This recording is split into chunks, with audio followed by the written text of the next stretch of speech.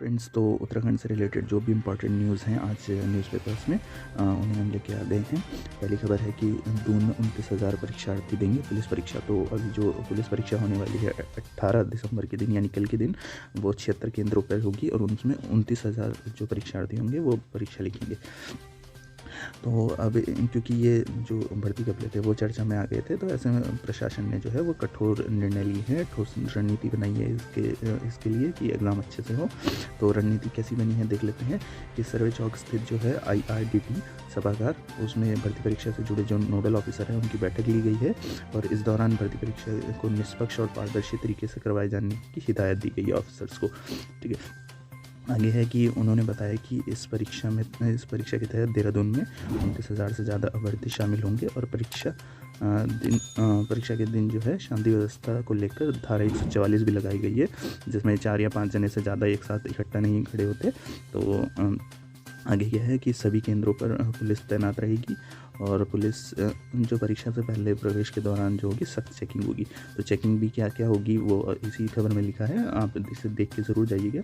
उन्होंने बताया कि सुरक्षा व्यवस्था के लिए मद्देनज़र CCTV कैमरे भी लगाए गए हैं और इसके लिए जिला प्रशासन ने कंट्रोल रूम भी बना दिया है। अब पुलिस की मौजूदगी में ली जाएगी युवाओं की तलाशी। तो चेकिंग कैसे होनी है वो देख लेते हैं। सभी केंद्रों पर पुलिस बल की मौजूदगी में, तो देखिए पुलिस बल रहेगा जिसकी मौजूदगी में अभ्यर्थियों की जांच की जाएगी। पुलिस PAC और IRB अग्निशमन विभाग में सिपाही भर्ती की परीक्षा है ये, और इसमें कुल राज्य भर में 413 केंद्र बनाए गए हैं। और लोक सेवा आयोग के जो अध्यक्ष हैं डॉक्टर राकेश कुमार, उन्होंने बताया कि दोपहर 11 बजे से 1 बजे के बीच ये परीक्षा होनी है और उस परीक्षा में जो है प्रवेश से पहले जो वीडियोग्राफी की जाएगी। अभ्यर्थी जैसे ही प्रवेश करेंगे परीक्षा हॉल में, उससे पहले वीडियोग्राफी होगी उनकी और फ़ोटो का मिलान प्रवेश पत्र से किया जाएगा और प्रवेश पत्र में दिखाई गई फ़ोटो की प्रति साथ लानी ज़रूरी है। देखिए ये बहुत इंपॉर्टेंट चीज़ है आपके लिए। इंस्ट्रक्शन है कि प्रवेश पत्र में दिखाई गई फ़ोटो की प्रति जो है साथ लानी ज़रूरी होगी। और एक ये भी इम्पोर्टेंट चीज़ है कि पेंसिल और इलेक्ट्रॉनिक उपकरण का इस्तेमाल वर्जित है। तो देखिए पेंसिल बिल्कुल यूज़ नहीं करनी है, लेके ही नहीं जानी है। साथ ही साथ ब्लैक और ब्लू पेन लेके जाना है, नीला और काला बॉल पेन लिखा है यहाँ पे, और जेल पेन ना लेके जाएं। पढ़ लेते हैं, पूरा ही पढ़ लेते हैं इसे। यदि प्रवेश पत्र पर अभ्यर्थी की फ़ोटो और हस्ताक्षर नहीं है तो परीक्षा केंद्र नियंत्रक को 2 फ़ोटो और पहचान पत्र प्रस्तुत करना होगा। देखिए अगर आपके पास आपके जो एडमिट कार्ड निकाला है उसमें फ़ोटो नहीं आई है तो आपको ये करना है कि 2 फ़ोटो लेके जानी है और पहचान पत्र जो है प्रस्तुत करना होगा वहाँ पे। डॉक्टर राकेश कुमार ने अभ्यर्थियों से असुविधा से बचने के लिए सुबह 9:30 बजे तक केंद्र पर पहुंच जाना का मतलब आग्रह किया है। देखिए 11 बजे का पेपर है, लेकिन इन्होंने बोला कि 9:30 तक पहुंच जाइए आप, ताकि वहां पे कोई हड़बड़ ना हो। और नीला और काला पेन लेके जाना है। उपकरणों का इलेक्ट्रॉनिक उपकरणों का इस्तेमाल बिल्कुल वर्जित है। तो ये इम्पोर्टेंट इंस्ट्रक्शंस थे। अगली खबर है कि जो भी भर्तियाँ निकली हैं NPCI में रिक्त पद हैं, नर्स, फार्मासिस्ट और अन्य पदों पर मौके हैं और ये 6 जनवरी तक इसका जो है लास्ट डेट है और क्वालिफ़िकेशंस जो हैं वो आप इसमें पढ़ सकते हैं। और अगली जो है भर्ती वो है एयरपोर्ट अथॉरिटी ऑफ इंडिया की तरफ से, और ये है सीनियर असिस्टेंट के पद खाली हैं, 53 पद हैं यहाँ पे और अंतिम तिथि है 21 दिसंबर। तो आप इसका भी फॉर्म भर सकते हैं। और सेंट्रल रेलवे में भर्ती निकली है, 2422 पद हैं और अप्रेंटिसशिप की ये भर्ती है। इसमें 15 जनवरी इसकी लास्ट डेट है, तो आप भर लीजिए जिसको यहाँ पे ज़रूरत है। और ये देखिए ये सेम खबर है वही पुलिस भर्ती से रिलेटेड, इसे हम नहीं पढ़ेंगे क्योंकि इसमें कुछ भी नया नहीं। आगे है विपिन रावत जी जो थे हमारे फर्स्ट CDS जो थे देश के, उनके नाम पे रखा जाएगा कनक चौक का नाम। तो ये इंपॉर्टेंट खबर है। कनक चौक जो देहरादून में है वहाँ पे विपिन रावत जी के नाम पे उस चौक का नाम रखा जाएगा। आगे क्या है, अदालत में आज दाखिल हो सकती है चार्जशीट। तो अंकिता मर्डर केस जो है उसमें आज चार्जशीट दाखिल हो सकती है कोर्ट में और 3 आरोपी जो हैं इसमें तीनों के खिलाफ यहाँ पे चार्जशीट दायर हो चुकी है, आज हो सकती है सॉरी। और यहाँ पे दिसंबर को आरोपियों में ये 22 दिसंबर को आरोपियों को 90 दिन हो जाएंगे गिरफ्तार हुए हुए। बट यहाँ पे 2 ही हैं जिन्होंने नार्को टेस्ट की सहमति दी है और एक ने अभी 10 दिन का टाइम मांग लिया है। तो खबर देख लेते हैं कि एसआईटी ने विभिन्न पहलुओं को शामिल करते हुए चार्जशीट तैयार कर ली है और इसमें तमाम वैज्ञानिक और इलेक्ट्रॉनिक साक्ष्यों को शामिल कर लिया गया है। और इसी बीच वीआईपी के नाम जो था उसे पता करने के लिए एसआईटी ने आरोपियों को नार्को टेस्ट की अनुमति भी कोर्ट से मांगी है और पुलकित और सौरभ ने तो दे दी है, लेकिन ये जो अंकित है इसने 10 दिन का समय मांग लिया है।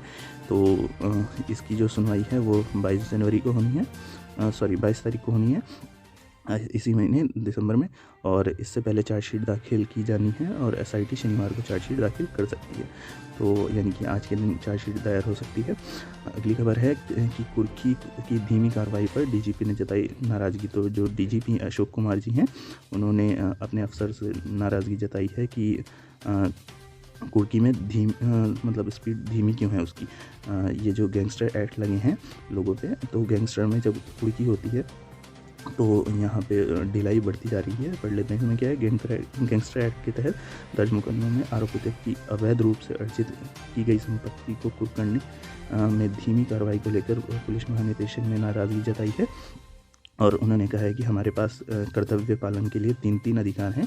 सबसे पहले कि राज्य सरकार की ओर से वर्दी दी गई है, दूसरे कि हमें अपराधियों से लड़ने के लिए शस्त्र भी दिए गए हैं, और तीसरा है कि कानून के अधिकार भी इनके पास हैं, तो जिसके तहत ये FIR दर्ज कर सकते हैं और अपराधियों को गिरफ्तार कर सकते हैं। तो ये इंस्ट्रक्शन इन्होंने अपनी पुलिस ऑफिसर्स को दिए हैं कि जब इतने अधिकार इनके पास हैं तो ये कार्रवाई में इतनी ढिलाई क्यों बढ़ती जा रही है। अगली खबर फिर से अलग अलग न्यूज़पेपर से हैं, इसलिए ये सारे इंक्लूड हो चुके हैं, बट ये सेम ही खबर है, इसमें कुछ नया नहीं है कि पुलिस भर्ती से रिलेटेड ही थी।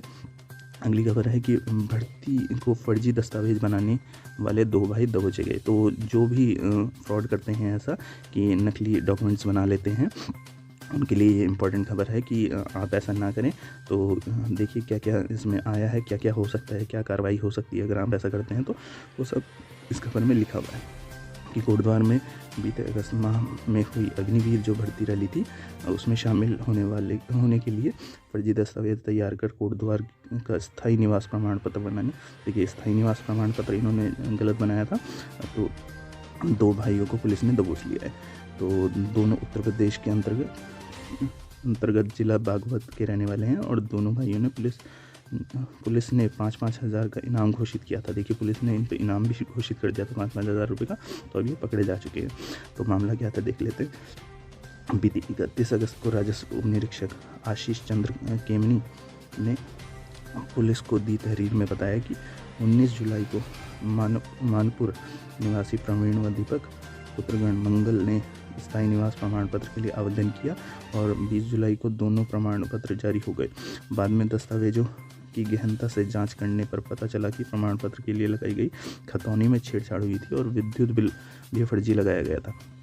तो दोनों के प्रमाण पत्र निरस्त कर दिए गए और एसएसपी श्वेता चौबे ने बताया कि मानपुर में प्रवीण व दीपक नाम का कोई युवक नहीं मिला।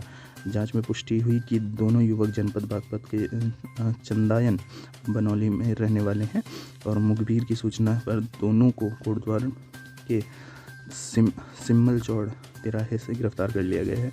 और इन्होंने और भी दस्तावेज बनाए थे जो फर्जी थे। देखिए कद में छूट के लिए बनाए फर्जी दस्तावेज। अच्छा ये जो स्थायी निवास है वो कद की छूट के लिए ही बनाए थे इन्होंने। देखिए यहाँ पे लिखा है कि लंबाई में कम होने के कारण उत्तर प्रदेश में होने वाली सेना में वो भर्ती में शामिल नहीं हो पा रहे थे। ऐसे में उन्होंने पर्वतीय क्षेत्र के दस्तावेज बनाने का निर्णय लिया और स्वयं को पर्वतीय मूल का निवासी बनाने के लिए उन्होंने 2 वर्ष सिम्मल चौड़ में एक प्लॉट भी लिया था। इसी प्लॉट के बारे में जानकारी मिलने के बाद पुलिस ने दोनों भाइयों को सही पते से जानकारी मिल पाई। उन्हें ये पुलिस को जानकारी मिली और उन्होंने गिरफ्तार कर लिया। तो ऐसे फर्जी वर्ड आप बिल्कुल ना कीजिए, आपका पूरा कैरियर बर्बाद हो सकता है। ऐसी ही एक खबर और भी आई है, उसे भी देखेंगे अभी थोड़ी देर में। तो पहले ये वाली खबर पढ़ लेते हैं। चहेतों को मनमानी नियुक्ति देने का आरोप लगाया है और ये आरोप लगाया है यूकेडी ने। और कहाँ पे ये नियुक्ति दी जा रही है? पेयजल निगम में। तो पेयजल निगम में चहेतों को मनमानी नियुक्तियाँ देने और गैर उत्तराखंडियों को लाभ पहुंचाने के आरोप लग रहे हैं। और इन्होंने आरोप लगाया कि सीएम से पेयजल में नियुक्ति, अच्छा ये इन्होंने मांग की है कि सीएम जो है नियुक्तियों की जो जांच करें। और इन्होंने बताया कि चहेतों को मनमाने पदों और स्थलों पर तैनात किया जा रहा है, जबकि योग्य कर्मी जो हैं उन्हें किनारे लगा दिया जा रहा है। निर्माण कार्यों में भी बड़े स्तर पर गड़बड़ियाँ चल रही हैं और पेयजल निगम में बाहरी प्रदेश के निवासियों को नियम विरुद्ध मिले आरक्षण में नियुक्तियाँ दी जा रही हैं। तो बाहर के लोगों को नियुक्तियाँ दी जा रही हैं, ऐसी बात बताई इन्होंने। यहाँ पे साथ में लिखा है कि अगली खबर है, नकल के आरोपी डीएवी के जो 172 छात्र हैं जिन्होंने नकल की थी और उनका भविष्य अब अधर में आ गया है। तो वही खबर है जिसके बारे में अभी हम बात कर रहे थे। तो उसे देख लेते हैं डिटेल में क्या है ये खबर। इसमें लिखा है कि डीएवी पीजी कॉलेज के जो एलएलबी प्रथम सेमेस्टर के 172 छात्र हैं, उन्होंने सामूहिक नकल की थी और अब जो है उन पे कार्रवाई हो रही है यहाँ पे। तो परीक्षक ने दी रिपोर्ट तो विश्वविद्यालय ने लिया एक्शन। तो यहाँ पे जो इन्विजिलेटर हैं उन्होंने रिपोर्ट दी थी इनके खिलाफ़ कि इन्होंने चीटिंग की है, सामूहिक चीटिंग हो रही थी। तो उनके खिलाफ़ एक्शन लिया गया है और इन पे जो होगी कड़ी कार्रवाई होने वाली है। गढ़वाल विश्वविद्यालय ने मार्कशीट में दिए गए डी ग्रेड दे दिया है इन्हें। ये खबर साफ नहीं दिख रही है अभी, लेकिन इन्हें ये देखिए डी ग्रेड दे दिया है गढ़वाल विश्वविद्यालय ने और सुधार की कोई गुंजाइश नहीं छोड़ी है। तो आप पे एक्शन ना हो उसके लिए आप ऐसी चीटिंग वगैरह का सहारा बिल्कुल ना लें। अपने मेहनत से पढ़ेंगे तो आपको नियुक्ति ज़रूर मिलेगी। और यहाँ पे जो है जैसे कि अभी भर्ती प्रकरण चल रहा है तो उसमें भी चांसेस बन रहे हैं कि जो ईमानदारी से अपना चयन लेके आए हैं उनकी ज्वाइनिंग ज़रूर होगी। तो आई होप ऐसा ही हो। और आज के लिए इतना ही। Thank you very much.